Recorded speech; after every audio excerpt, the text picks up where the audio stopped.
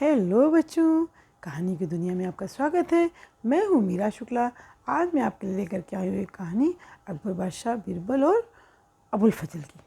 तो अबुल फजल क्या है ना, जैसे राज दरबार में होता ही है, एक दूसरे को परेशान करने के लिए अबुल फजल बराबर बीरबल को परेशान करने की कुछ ना कुछ साजिश करते रहते थे। और इस कहानी का नाम पता है क्या?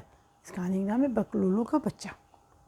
ठीक है, तो उन्होंने क्या किया कि अकबर बादशाह को ये समझा दिया कि एक ऐसा पक्षी होता है जो इंसान की भाषा बोलता है। आप जब सुबह सुबह बीरबल पहुंचे दरबार, तो राज दरबार में पहुंचते ही अकबर बादशाह ने कहा, बीरबल तुमने सुना अबुल फजल क्या कह रहे हैं? तो बीरबल ने अबुल फजल की तरफ देखा, क्या कह रहे हैं जहाँपना? बोले ये कहते हैं कि एक ऐसा पक्षी होता है जो इंसानी भाषा बोलता है। बीरबल ने, अरे जहाँपना आप तो जानते हो ऐसा हो ही नहीं सकता, ये संभव नहीं है। बोले हाँ बीरबल, यही तो मैंने भी अबुल फजल से कहा, लेकिन अबुल फजल है कि मानते ही नहीं। वो कहते नहीं जहाँपना, मैंने तो जाना है, मैं तो जानता हूँ, मैंने देखा है। तो जब बीरबल ने सोचा अब इनको समझाने से कोई फ़ायदा तो है नहीं, तो उनका जहाँपना मुझे बताइए क्या करना है, क्या करूँ मैं? बोले अरे करना क्या है? करना आपको ये है कि आप इस चीज़ का पता लगाइए और जितनी जल्दी हो सके उसको अपने पास ले आइए, जब पक्षी को ढूंढ करके अपने चिड़ियाघर में। तो बीरबल ने कहा, हुजूर मैं जाऊं फिर इस काम के लिए? हाँ हाँ बिल्कुल जाओ, तुम नहीं जाओगे तो कौन करेगा, जितनी जल्दी हो सकता है इस काम को करो। अब बीरबल चले वहाँ से, चले गए। उन्होंने अबुल फजल की तरफ देखा, अबुल फजल धीरे से मुस्की मार दी उन्होंने। तो ये तो बीरबल को समझ में आ गया कि ये सिर्फ परेशानी करने के लिए मुझे काम कर रहे हैं। ये चाहे कुछ ऐसा करना चाहते हैं राज दरबार में कि जिसमें अब हम लोगों के परेशानी का कारण, इसलिए ये चाहते हैं कि दरबार से दूर रहें। खैर कोई बात नहीं, बीरबल अपने घर आ गए। आकर के घर में उन्होंने अपने मुखबिर जो थे, मुखबिरों को सबको भेज दिया कि जाओ पता लगा के आओ कहाँ पर कोई पक्षी ऐसा है क्या। तो 2-4 समय तो उसमें लगने थे, सब उस समय घोड़े वाला समय था, कोई ऐसा तो था नहीं कि वहाँ पर कोई फ्लाइट और ट्रेन चलती हूँ। तो फ्लाइट और ट्रेन तो तब थी नहीं, तब तो घोड़े का ही सारा काम होता, हाथी घोड़े से। अब बीरबल अपने घर में लेटे लेटे महल में सोचते रहे कि क्या करता इसका तोड़ निकाला जाए। कुछ तो होगा ही, 2-4 दिन अभी अकबर बादशाह जो है इंक्वायरी भेज देंगे कि क्या तुम्हारी रिपोर्ट है, तो क्या करना चाहिए। तो बीरबल ने दिमाग लगाया और दिमाग लगा के उनकी समझ में आ गया कि अच्छा करना क्या है। तो उन्होंने क्या किया, महल के पीछे का हिस्सा खाली कराया और खाली करा करके पीछे के हिस्से को बिल्कुल उसमें 3 छोटे करके गड्ढे 2-3 बनवा दिए। ठीक है, और इंतज़ार करने लगे आराम से अपना। उसमें एक में गोंद भरवा दिया, एक में पंख भरवा दिए और तीसरे में पिंजड़ा बनवा करके लगवा दिया।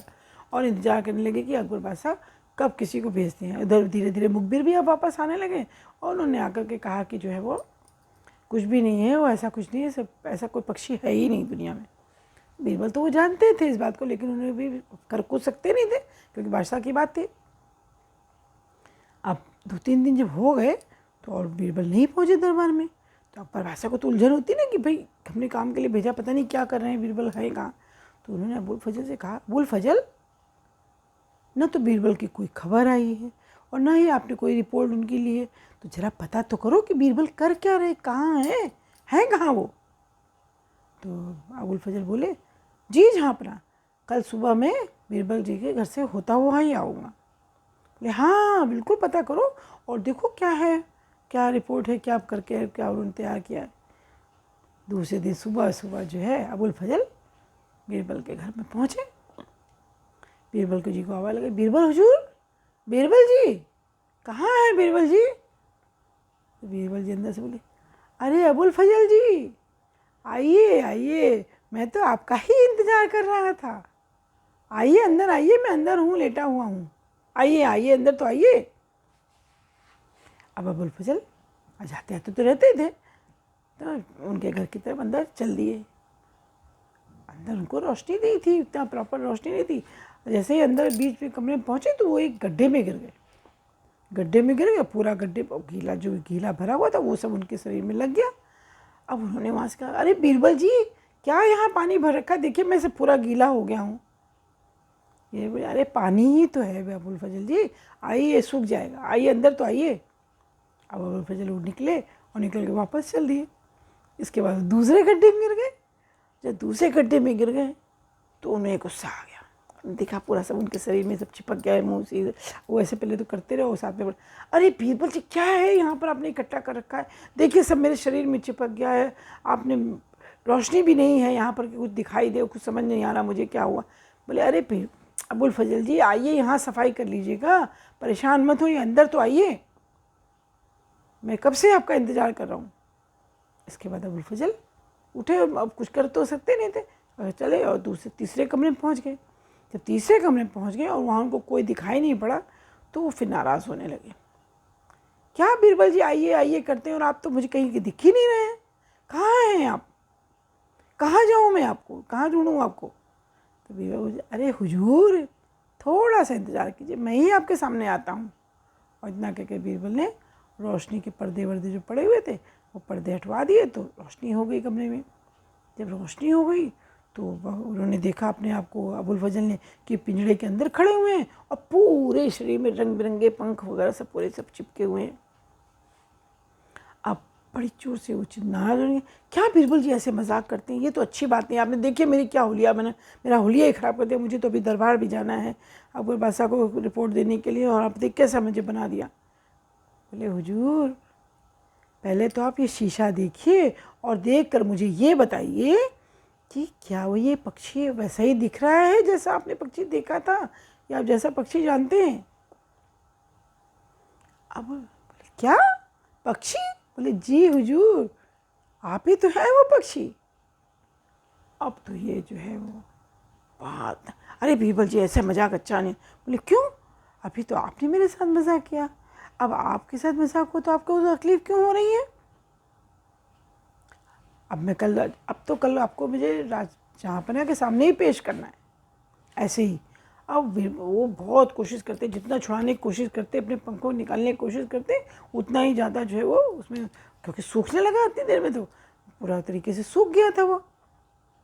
बहुत बहुत बहुत पूरी रात चीखते चिल्लाते रहे, लेकिन उनके सुनने वाला वहाँ कोई नहीं था।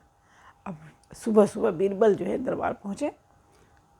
बीरबल जी बोले जहाँपना हुजूर, जहाँपना हुजूर। बोले हाँ बीरबल क्या रिपोर्ट लाए हो, लगता है तुम्हारी आवाज़ से कि तुम बहुत खुशखबरी लेके आए। जी हुजूर मैंने आपके लिए बकलोलो के बच्चे का इंतजाम कर लिया है। बोले बकलोलो का नाम है बच्चे का क्या। बोले हाँ जी हुजूर, और मैं बच्चा ही लाया हूँ, इससे जो आप उसको सिखाएंगे वो पूरी तरह से सीख जाएगा।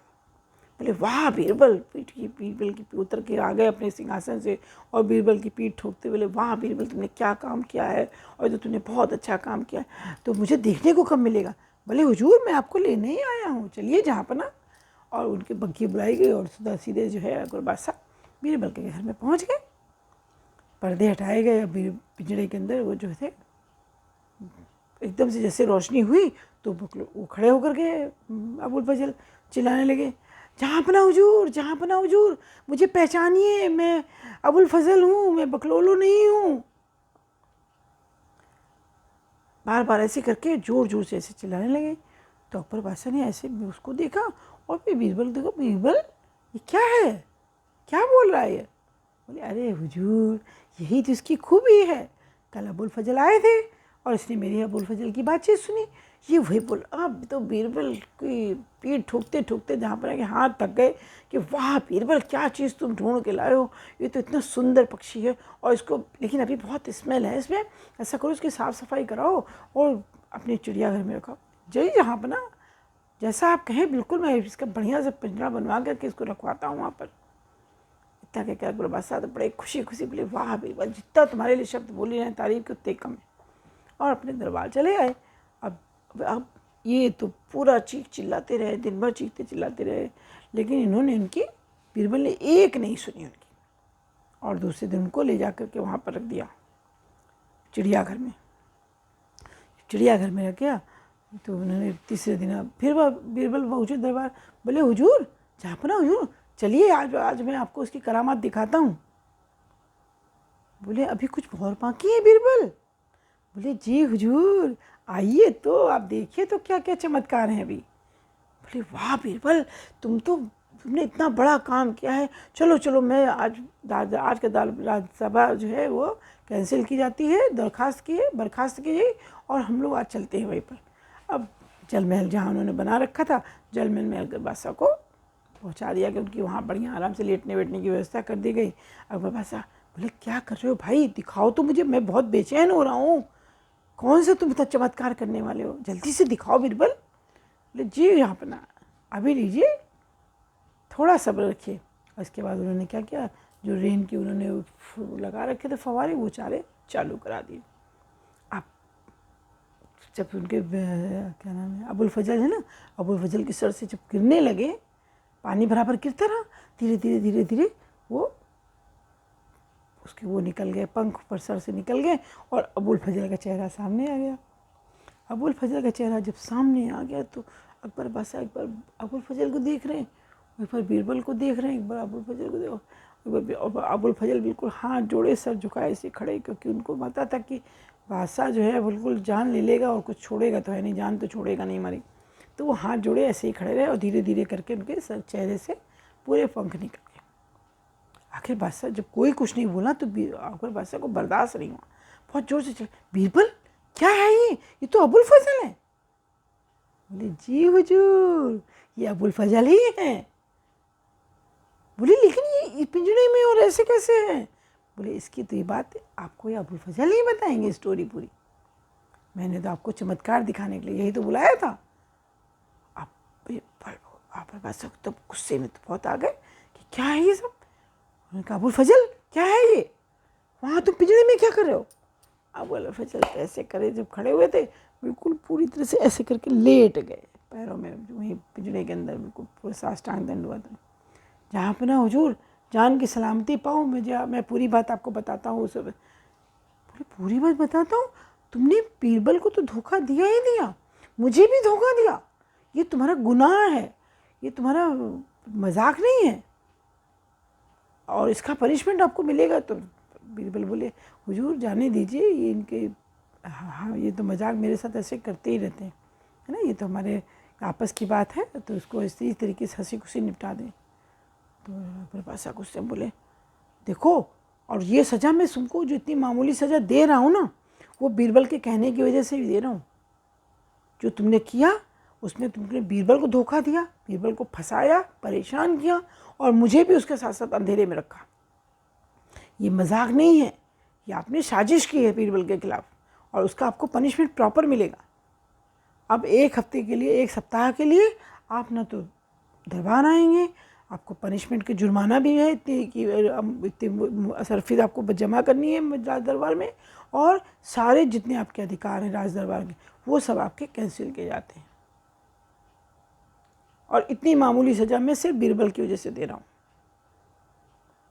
और आइंदा आपको सख्त ताकीद की जाती है इस बात के लिए कि अगर आपने दोबारा इस तरीके की कोई मजाक किया तो फिर उसके लिए आपको पूरी तरह सज़ा के हकदार आप होंगे। वहाँ पर आपको फिर कोई बचा नहीं पाएगा, चाहे वो बीरबल हो या कोई और। अब बात तो थी, जो कुछ भी थी वो ख़त्म हो गई वहाँ पर, और पूरा एक हफ्ता के लिए, उस सप्ताह से के लिए पूरा निकाल दिए गए राज दरबार से, जुर्माना भी भरना पड़ा और राज अब अकबर बादशाह ने उन पर विश्वास करना भी बंद कर दिया, कम हो गया उनका, सब बातें हो गई। लेकिन अब बात देखो क्या है,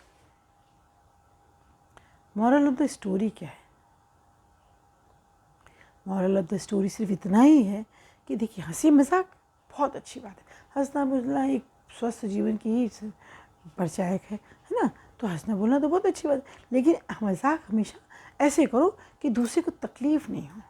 अगर आपके मजाक से किसी को बेइज्जती हो रही है, किसी को तकलीफ़ हो रही है, किसी का मन ख़राब हो रहा है, किसी का मन दुख रहा है, तो वह मजाक आपका मजाक नहीं है ना, क्योंकि फिर जब आज आपकी है, कल जब वो आपके साथ कोई ऐसी चीज़ करेगा तो फिर आपको बर्दाश्त नहीं होगा, फिर आपको बुरा नहीं लगना चाहिए, है ना। तो हमेशा आप मजाक उतना ही करो जितना आप बर्दाश्त कर सकें। हंसी मजाक तो स्वस्थ हेल्दी है, हंसी मजाक तो अच्छा लगता है, ऐसा नहीं होना चाहिए किसी को तकलीफ़ देने वाला हंसी मजाक, ठीक है ना। तो बस आज की कहानी में इतना ही, फिर मिलेंगे एक नई कहानी के साथ। नमस्कार।